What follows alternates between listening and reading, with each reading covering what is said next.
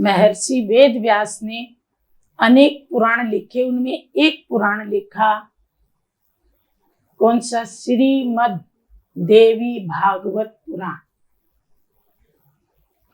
और उस पुराण में माता अम्बे के जन्म और उसके कर्तव्य की बड़ी रोचक कहानी उसमें दिखाया है कि एक समय इस सृष्टि के ऊपर महिषासुर नाम का एक राक्षस था। उसका आधा शरीर भैंस जैसा था और आधा शरीर राक्षस जैसा था।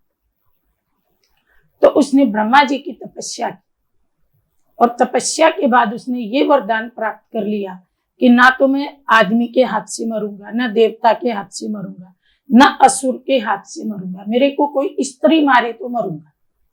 उसके मन में ये भ्रम था कि स्त्री तो अबला होती है, भला वो मुझे क्या मारेगी, तो इसलिए मैं अमर हो गया।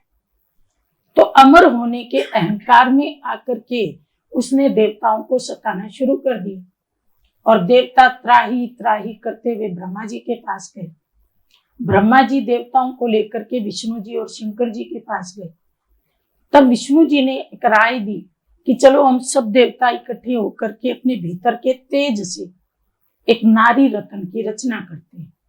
तो सबने अपना तेज दिया और एक बहुत ही तेजस्वी नारी रत्न प्रकट हो गई। और वो जैसे ही प्रकट हुई तो देवताओं ने वस्त्र, आभूषण और आयुध जैसे कि अस्त्र शस्त्र भी उसको दे। तो वो बहुत ही दिव्य सुंदरता वाली थी। सज धज के जब बैठी तो तीनों लोकों से देवताओं ने उस पर फूल बरसाए, उसकी पूजा अर्चना की। तो जब वो ऐसी बैठी हुई थी तो उसने अपने मुख से एक आवाज निकाली और उस आवाज से जो महिषासुर था उसका सिंहासन हिल गया। तो उसने बोला, भाई ढूंढो ढूंढो अपने सेवकों को, ये किसकी आवाज है जिसकी आवाज से मेरा सिंहासन हिल गया। तो उसके जो असुर दूत थे वो गए तो उन्होंने कहा, जी एक बहुत ही सुंदरी नारी है और उसने आवाज निकाली है। तो उसने बोला, उसको बोलो कि तुम मेरे से विवाह कर लो। तो राक्षसों ने जाके कहा कि हमारे महाराज महिषासुर से आप शादी कर लो। तो देवी ने कहा कि अपने महाराज को जाकर के कहो पहले अपनी शक्ल देखिए, और अगर शादी करने की बात है तो पहले मेरे से युद्ध करो। तो राक्षस तो बहुत सारे थे, उन्होंने कहा कि तुम तो एक हो, हम तो एक सेकंड में तुम्हारा चूर्ण बना देंगे, तुम हमारी बात मान जाओ। और देवी ने कहा तुम बोलो मत, युद्ध करो। तो जैसे युद्ध चालू हुआ अकेली देवी ने सारों को मार गिराया।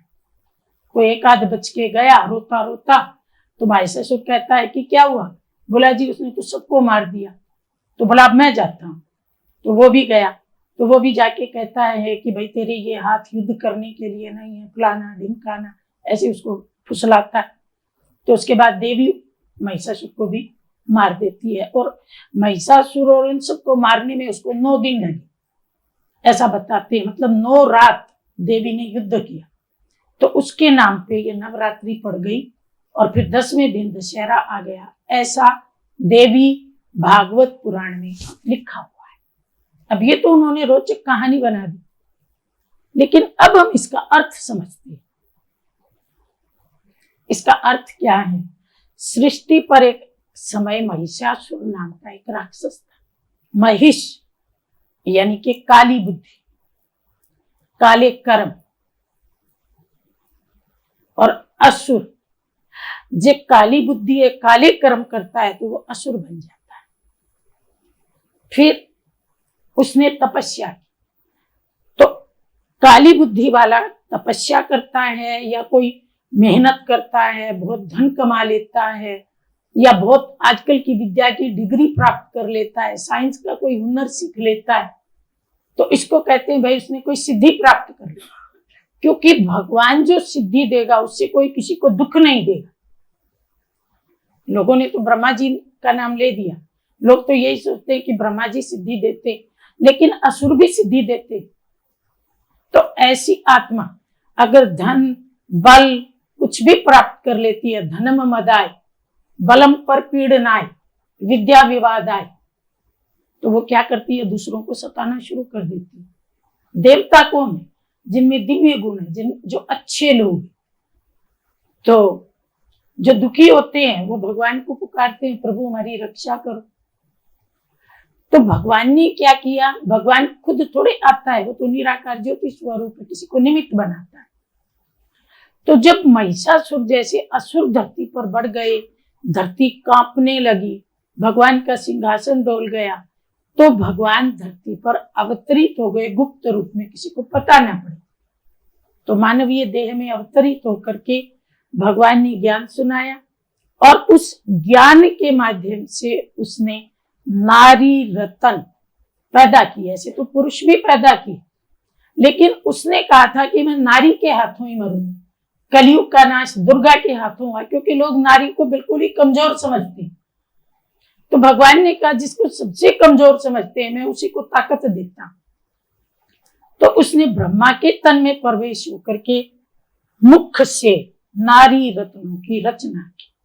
माताएं भी, बहनें भी, भाई भी, पर मुख्य रूप से माताएं और बहनें, और उसमें भी मुख्य रूप से कुमारियां, क्योंकि कुमारियों को तो लोग बिल्कुल ही कमजोर समझते हैं, पेट में ही मार देते हैं। मारने में क्या देर लगती है, गला घोट दो, बेचारी छोटी सी है, क्या देर लगती है।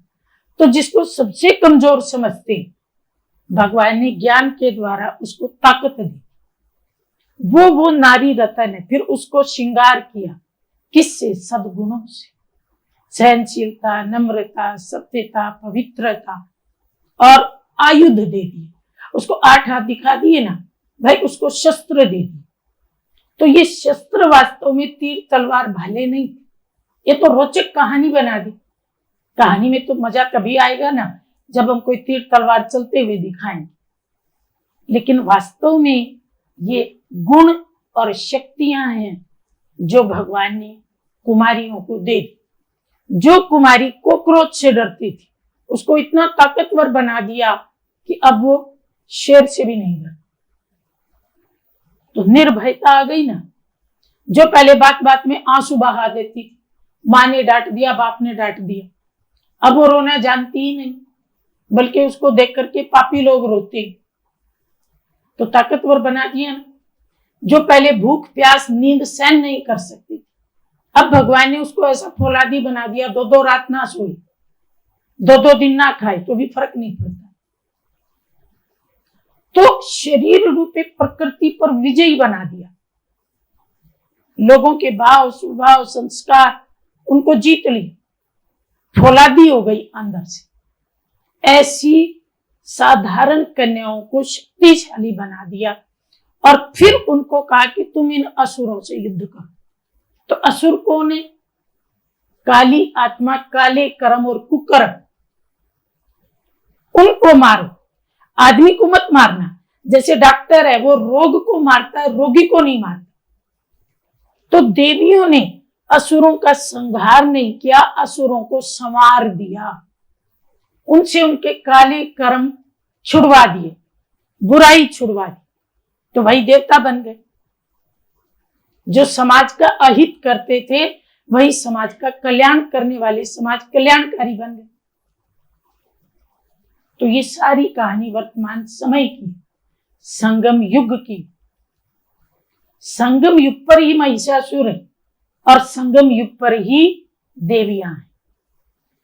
संगम युग पर ही संकल्प में युद्ध चलता है। अपने भीतर भी युद्ध चलता है और सामने वाले से भी युद्ध चलता है। बुराई के ऊपर हम जीत पाते हैं अच्छाई के द्वारा। और ये रात में युद्ध चला, क्योंकि कलयुग रात, और युद्ध करते करते रात बीत गई और उसके बाद दिन रूपी सवेरा हो गया। रावण मर गए और उसके बाद दिवाली आ गई। दिवाली अर्थात सबकी ज्योति जग गई। तो बाबा ने कहा था दशहरा है संगम युग का त्योहार, दिवाली है सतयुग का त्योहार, नवरात्रि है संगम युग का त्योहार, क्योंकि अभी देवियां रात में असुरों का संहार कर रही। नहीं तो आप विचार करो कि किसी के 8 हाथ हो तो पांव भी तो 8 होने चाहिए, एक बैलेंस। कान 2, आंख 2, मुंह 1, हाथ 2, पांव 2। अगर कोई 8 हाथों वाला जन्मेगा तो पांव भी 8 होने चाहिए। उसके बाद 8 हाथों में केवल शस्त्र नहीं है, एक हाथ देवी ने ऐसे कर रखा है। इसका मतलब है वो जिसके ऊपर उसकी नजर पड़ेगी ना उसका कल्याण हो जाएगा। तो वो जिसको तलवार मारेगी उसका भी तो कल्याण होगा। तो वो तलवार कौन सी? वो ज्ञान की तलवार। ज्ञान तलवार से बुराई का सिर कट जाता है।